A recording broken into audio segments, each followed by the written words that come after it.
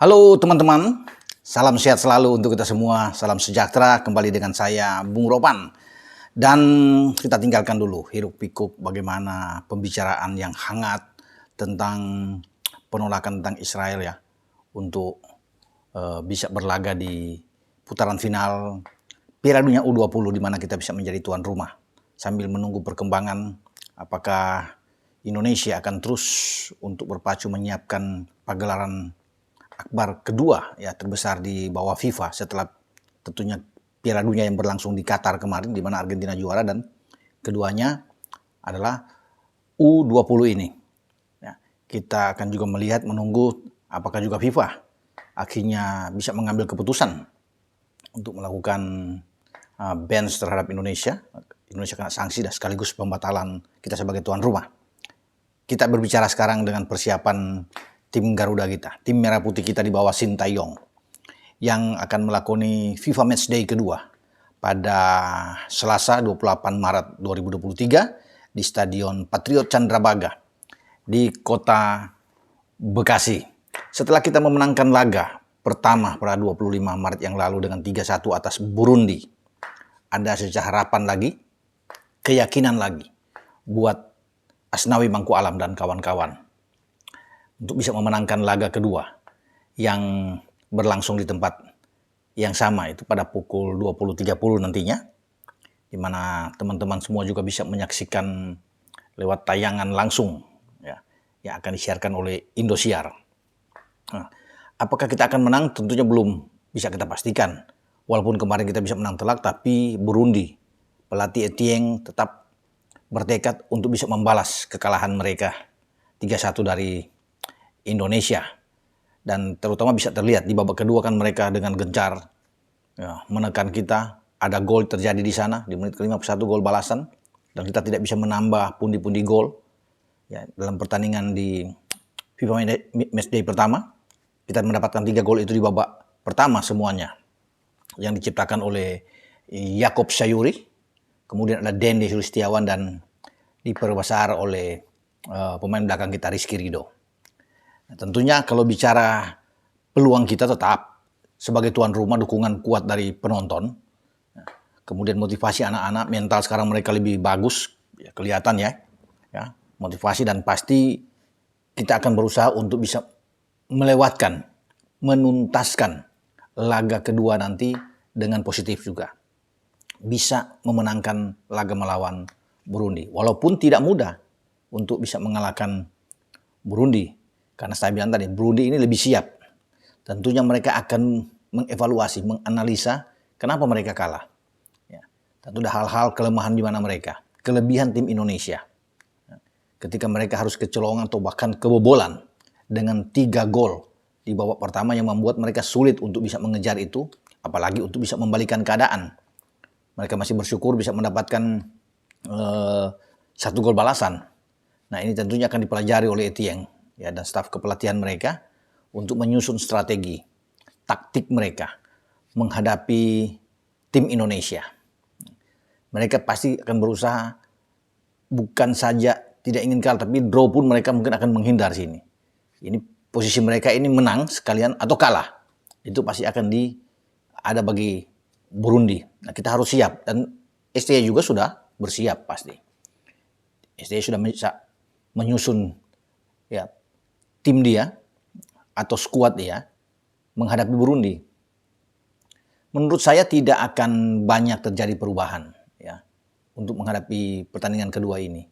Bahkan kalau saya STY ya mainkan saja the winning team, terutama yang bermain di babak pertama 45 menit babak pertama yang luar biasa ya, dengan dipimpin Jordi Amat di garis belakang di jantung pertahanan kita yang sangat kuat bersama dengan Elkan Bagot dan Rizky Ridho. Ya, di samping penjaga gawang Syahrul ya, yang tampil oke juga. Jadi kalau STY memilih untuk tidak mengubah komposisi seperti di pertandingan awal, saya yakin kita bisa mengalahkan lagi. Kecuali ada perubahan-perubahan, dan itu kan yang terlihat. Ketika kita tampil di babak kedua dan ada pergantian-pergantian, ada 6 pergantian yang dibuat oleh STY, nah itu kan kelihatan kita sulitnya.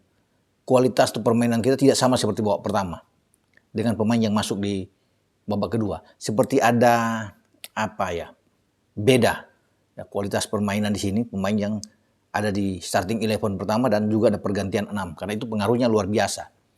Dengan kita tidak bisa membuat gol tambahan lagi, bahkan kita bisa kebobolan 1 gol. Karena dalam pertandingan pertama kemarin itu praktis hanya tersisa Asnawi dan 3 pemain belakang yang tidak diganti sama sekali oleh STY. Elkan Bagot, Jordi Amat, dan Rizky Ridho di samping Syahrul. Jadi hanya 4. Yang lain itu ditarik keluar. Ya, termasuk Yakob Sayuri yang bisa mencetak gol, Dendi ya, yang juga bisa membuat gol, Stefano Lillipali yang bermain luar biasa. Juga ditarik keluar. Ya. Rahmat Irianto juga ditarik keluar, Mark Klok juga ikut ditarik keluar. Dan pergantian-pergantian ini yang saya rasa STY ini akan mengkalkulasi dengan benar. Dia harus bisa melihat bagaimana bentuk permainan tim kita, itu terutama di babak kedua, yang lebih menurun dibandingkan dengan intensitas serangan yang ada di babak pertama ketika belum ada pergantian pemain. Ini menakutkan kalau saya bilang di babak pertama kita. Dia membuat pertahanan dari Burundi itu kocar-kacir. Lini tengah mereka tidak mampu untuk bersaing dengan kekuatan kita. Rahmat Irianto, Mark Klok, luar biasa bermain di sini. Kemudian dengan Asnawi Mangku Alam, juga dengan Pratama Arhan, dan Pratama ini kan ikut ditarik keluar di babak kedua. Jadi komposisi 3-4-3 yang dikembangkan oleh STY itu bagus sekali dalam pertandingan pertama melawan Burundi. Dan pasti ini yang harus dipertahankan. Komposisi ini yang saya bilang kuat sekali, karena kita punya alur serangan itu bukan saja kuat dari sisi flank dengan bantuan ada Pratama, ada Asnawi, juga di kanan itu ada Yakob Sayuri yang bagus bisik dari sini, juga ada Vano yang bermain ya, yang bisa melebar dengan baik, tetapi di tengah juga kita kuat.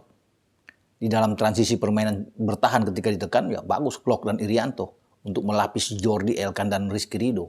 Ketika kita menguasai bola, transisi permainan kita bertahan ke menyerang juga cepat. Karena ada bantuan dari Klok juga dan Irianto.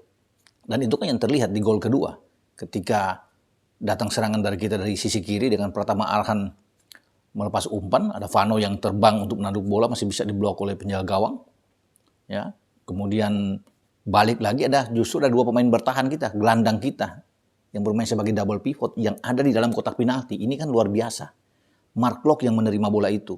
Dan dia memberikan ke Rahmat Irianto. Untuk Rahmat mengembalikan ke Dendi dan diselesaikan dengan Dendi untuk menjadikan gol kedua. Ini yang luar biasa buat pemain kita. Bahwa pemain-pemain bertahan kita pun di saat menyerang, itu cepat sekali masuk ke kotak penalti, ke area penalti lawan.